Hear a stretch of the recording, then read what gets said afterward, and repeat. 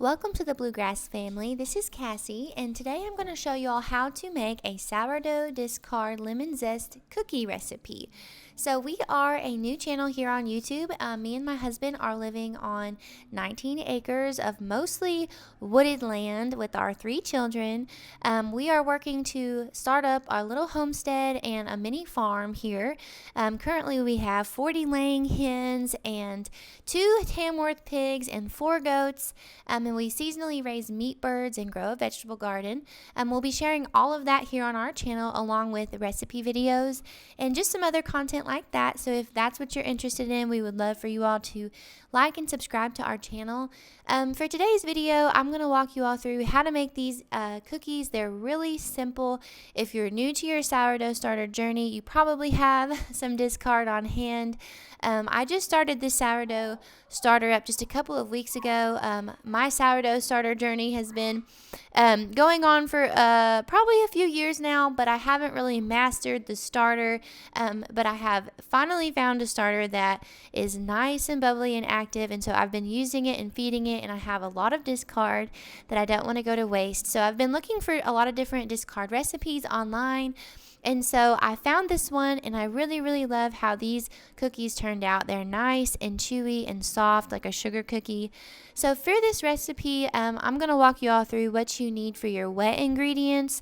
You will need 1 egg, 1/3 cup of softened butter, half a cup of sugar, that's white granulated sugar, half a tablespoon of lemon juice, 1 whole lemon that you're going to zest, so the zest from 1 whole lemon, and a 1/3 cup of discard. So here in the video, I'm actually discarding a big portion of my sourdough starter because it had gotten pretty full and I didn't want to continue feeding it a bunch of flour, so I discarded about 1/4 of discard. So as I discard and feed my sourdough starter, I just add it to this quart jar or a jar and put a lid on it and put it in the refrigerator, because there are so many discard recipes that you can find and use that discard for, so you don't have to actually waste it.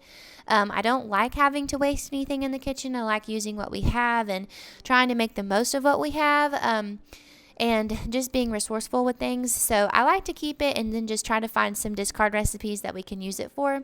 So actually just go ahead and clean my large jar. I think this is about a 1 gallon or 2 gallon. I'm not exactly sure. It's a really big glass jar. So I go ahead and wash it and clean it just so that whenever I go to feed my starter, it's in a nice clean jar and nothing weird's going to grow in it. So that's what I'm doing here. But I already walked you all through what you'll need for your wet ingredients. So when you get started, you'll be adding those to your stand mixer or to a mixing bowl. I always start with my wet ingredients first because you're going to add your dry ingredients to your wet ingredients. So I get those going first. And I didn't actually have a 1/3 cup of softened butter. So what I did was I just took a stick of butter and stuck it into a steamer basket on a pot on my stove and kind of steamed it and softened it a little bit.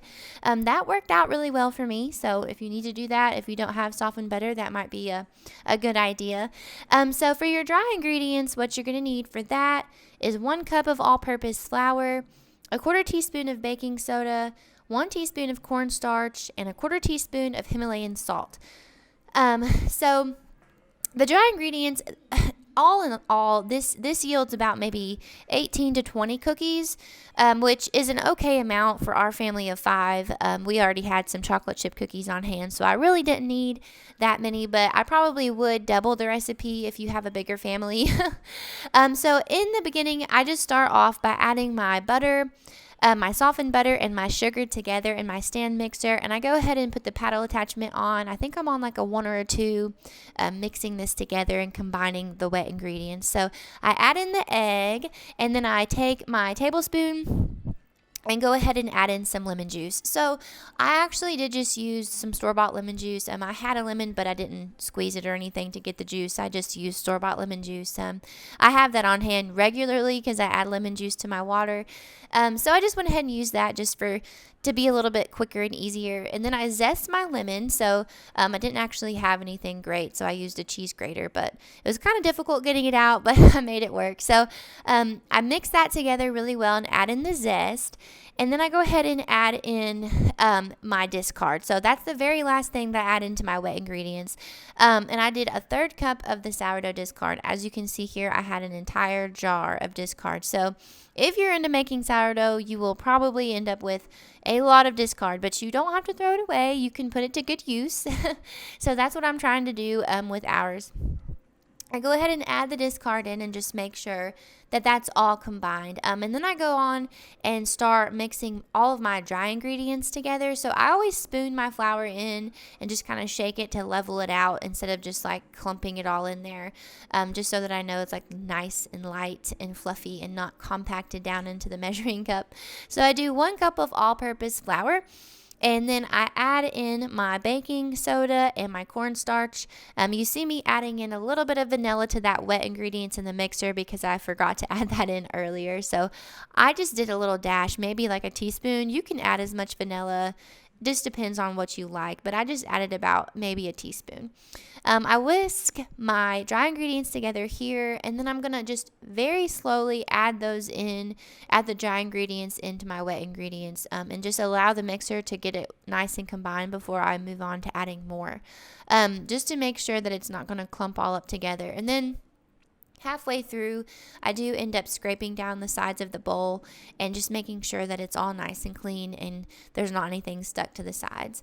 I go ahead and add the rest of it in there. And the consistency for this cookie dough, it's kind of sticky and it seems a little bit wet, but it's not going to turn out runny.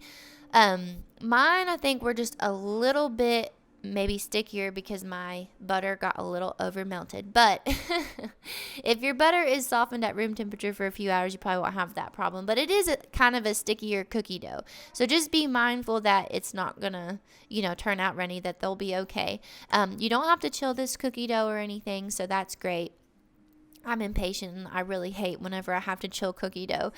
I had to chill my chocolate chip cookie dough the other night and I really just wanted to eat them right then and there and I couldn't. So I'm happy that this recipe doesn't require any chilling at all. You can just put it straight on the pan and put it in the oven. I get about 12 cookies here, and like I said, I think I got 6 to 8 more cookies on the other pan. So I bake them at 350. And I start looking at them in about 8 minutes just to make sure the bottoms aren't very brown, where it's a little bit of a wetter dough. I don't want it to burn on the bottom. So I checked mine at about 8 minutes. I just go ahead and clean up my kitchen. I kind of like to do that as I go so it doesn't get too messy. But pull them out of the oven and the bottoms were nice and brown. They weren't burnt and they were a really fluffy, chewy cookie. So it reminded me a lot of a sugar cookie, which I absolutely love. My granny used to always make sugar cookies and keep them in a jar for us on the counter when we would go over there for lunch on Sundays. And she knew that I loved sugar cookies, and I know that she always was thoughtful about what everybody's favorite things were, and that was one of my favorites, and she always had it on hand. So I just appreciate you all watching this video and following along on our journey with us. We're going to be sharing many more from scratch recipe videos here, and just because we share a lot of from scratch recipes doesn't mean that we won't share quick recipes either. We just do a lot of cooking, a lot of farming, and homesteading type things. So it's me and my husband both are doing different videos on this channel, so you'll get a mixture of just that kind of lifestyle that we're living. If you all like this video, please like and subscribe to our channel. We would really appreciate for you to follow along. If you all have any sourdough tips or any recipes that you love, please comment them below. I would really appreciate it as I begin to learn to make my own sourdough recipes. So hope you all enjoy this video. Hope you have a great day.